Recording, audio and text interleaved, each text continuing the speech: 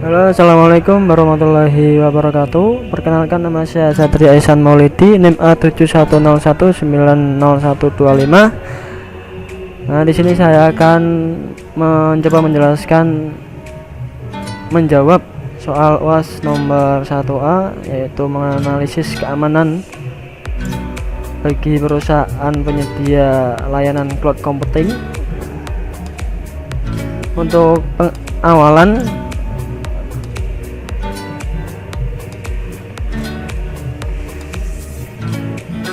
apa itu cloud computing?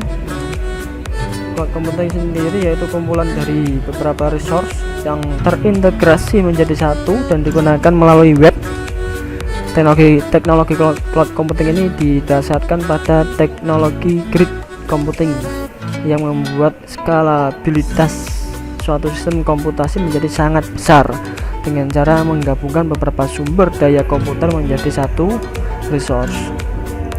Atau definisi yang saat ini paling banyak diterima untuk komputasi awan atau cloud computing, yaitu seperti yang dikembangkan oleh National Institute of Standard and Technology atau NIST. Cloud computing yaitu sebuah model yang memungkinkan kenyamanan berdasarkan permintaan akses jaringan ke sumber daya komputasi yang telah dikonfigurasi bersama. Misalnya seperti jaringan, server, penyimpanan, aplikasi, dan jasa yang dapat dengan cepat ditetapkan dan dirilis dengan upaya manajemen atau interaksi dengan penyedia layanan secara minimal. Nah, untuk yang pertama, analisis yang pertama yaitu tentang data security, administration, and control. Nah, untuk resikonya yaitu kerentanan data sedang diakses atau tidak atau disalin oleh orang yang tidak berhak. Ancaman privasi data dapat berasal dari pihak internal bisa, dan kebocoran data bisa terjadi karena kegagalan hak akses keamanan di beberapa domain, kegagalan sistem pengiriman data secara elektronik dan fisik pada saat melakukan proses backup data jaringan cloud.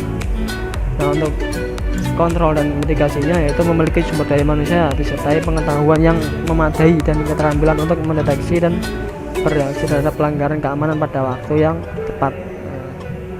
Yang kedua, algoritma kriptografi yang menggunakan metode tidak efektif dapat menghasilkan enkripsi yang lemah. Untuk kontrol dan mitigasinya yaitu harus dilakukan metode kontrol dan manajemen kriptografi baik dalam perjalanan data maupun pada penyimpanan. Kemudian yang kedua yaitu ada logical access. Untuk resikonya, koneksi data menggunakan jaringan internet menyebabkan resiko akses yang tidak sah, seperti akses administrator dari orang luar perusahaan. Akses tidak sah ke antarmuka administrator pada cloud computing jauh lebih tinggi dibandingkan sistem tradisional yang dapat diakses oleh beberapa administrator. Untuk kontrol dan mitigasinya harus dapat menunjukkan adanya kontrol keamanan yang kuat dan efektif, meyakinkan pelanggan bahwa data dan aplikasi mempunyai jaminan keamanan terhadap akses yang tidak sah, perubahan dan kehilangan data, meninjau secara reguler dan melakukan pemantauan akses administrator termasuk yang mempunyai hak untuk mengelola data, segregasi, penanganan kontrol sistem dan pembatasan akses, mendeteksi dan bertindak cepat terhadap pelanggaran keamanan. Kemudian ada network security. Resikonya ada peningkatan risiko hacking dan intrusi data di lingkungan cloud.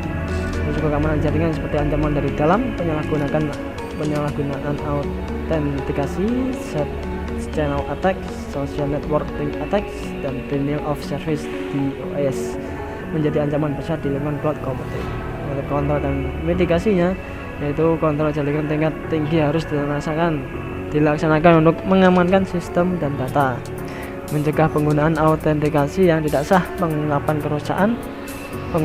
kerusakan atau kehilangan data. Penyedia layanan juga harus melakukan konfigurasi yang memadai dan efektif pada firewall jaringan.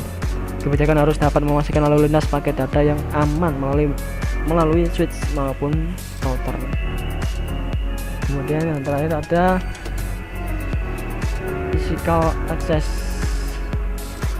Untuk resikonya yaitu menempatkan data dalam jumlah besar yang dapat diakses secara global sama saja dengan meninggalkan organisasi terbuka. Untuk ancaman didistribusikan jika penyerang dapat memperoleh akses langsung pada lokasi penyimpanan data.